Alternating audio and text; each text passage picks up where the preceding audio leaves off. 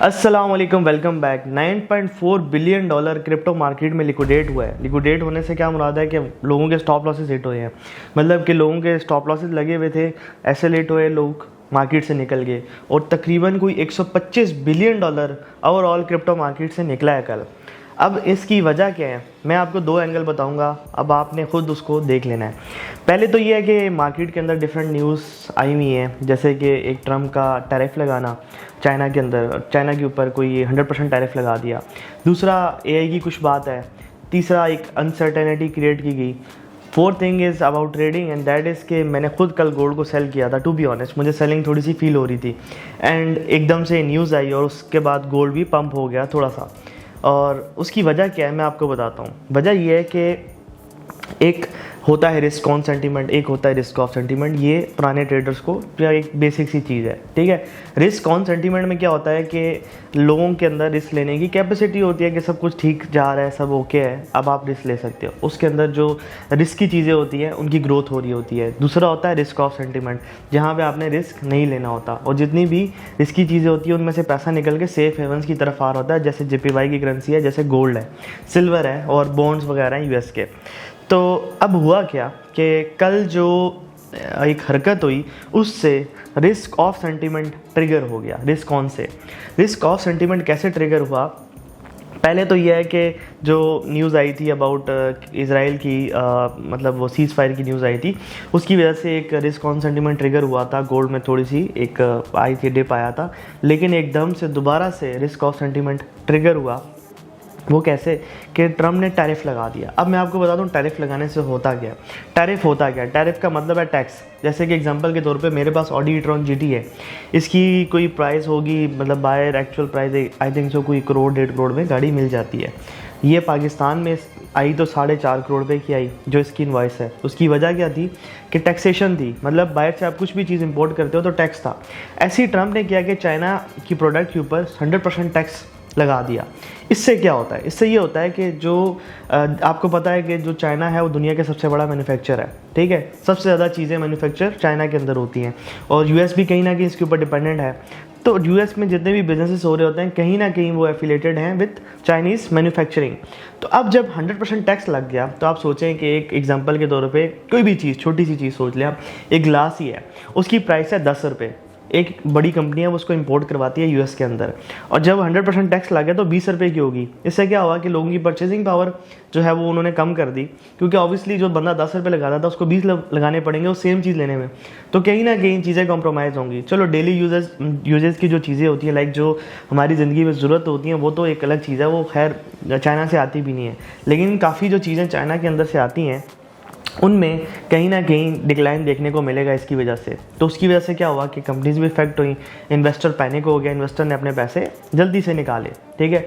दूसरा जो एक बबल क्रिएट किया गया था अबाउट AI, और AI के अंदर बहुत एग्रेसिव इन्वेस्टमेंट हुई थी लोगों की, और बहुत बड़े बड़े लाइक एंटरप्रेन्योर्स जो है थे वो AI को इंडोर्स कर रहे थे और इन्वेस्टमेंट की, लेकिन उस तरह से वो चीज़ निकाल नहीं पा रहे थे और वो फेल हो रहे थे। दूसरी बात ये है कि वो बेसिकली लोगों ने भी उस तरह से उसको ऑब्जर्व नहीं किया, लाइक इतने बड़े लोग कंज्यूमर नहीं बने AI के। तो उसकी वजह से क्या हुआ कि आप देखें इन्वेस्टमेंट एक चीज़ के ऊपर हो रही हो लाइक 10 बिलियन डॉलर, मार्केट उसकी हो 5 बिलियन डॉलर की, तो जाहिर सी बात है कहीं ना कहीं आपको पहले मार्केट क्रिएट करनी पड़ेगी।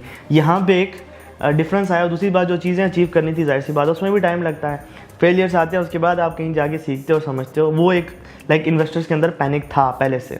उसके बाद ये एक दूसरा पैनिक क्रिएट हो गया, ट्रिगर हुई ये चीज़, और उसकी वजह से क्या हुआ कि एग्रेसिवली चीज़ें निकली, लॉसेस हुए लोगों को। उसकी एक वजह है, देखें जैसे एग्जांपल के तौर पे आपने सुना होगा कि टोयोटा जो है रिवो डाला है वो कैश है, लैंड क्रूजर जो है वो कैश गाड़ी होती है कि आप किसी टाइम पे जाके बेच सकते हैं, ठीक है। कुछ चीज़ें होती हैं कि वो जल्दी से बिक जाती हैं।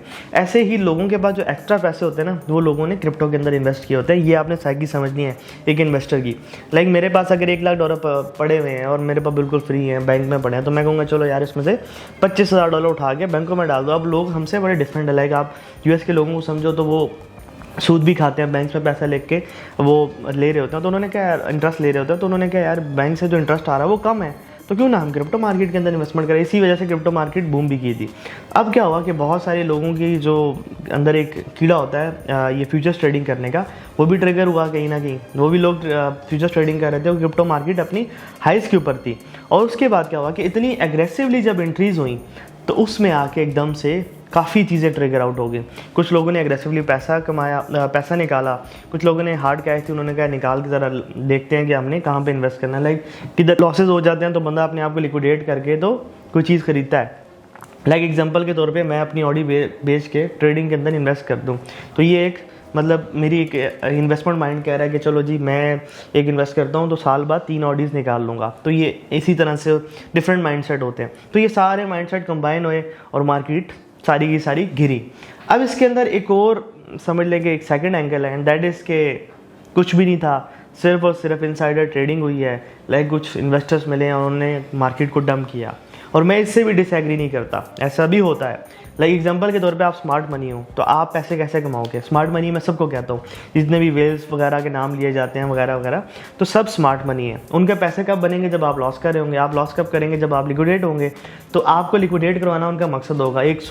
अब मैं पहले मैंने क्या बात की थी, $9.4 बिलियन लिक्विडेट हुआ, कोई $125 बिलियन मार्केट से निकला।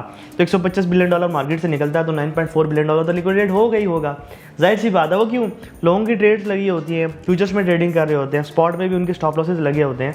तो एकदम से अगर $125 बिलियन, अगर हम 4 इन्वेस्टर हैं, मैं, अरम, दानियाल और अली भाई मिलके एक इन्वेस्टमेंट फर्म खोलते हैं, हमारे पास 200 बिलियन डॉलर की इन्वेस्टमेंट है, तो हम क्या करते हैं, हम कहते हैं जी चलो हम पैसा निकालते हैं उनमें से $100 बिलियन। हम अगर निकाल देते हैं तो क्या होगा, मार्केट क्रैश करेगी, उससे काफ़ी लोगों के स्टॉप लॉसेस हिट होंगे। ठीक है, तो ये चीज़ बेसिकली होती है।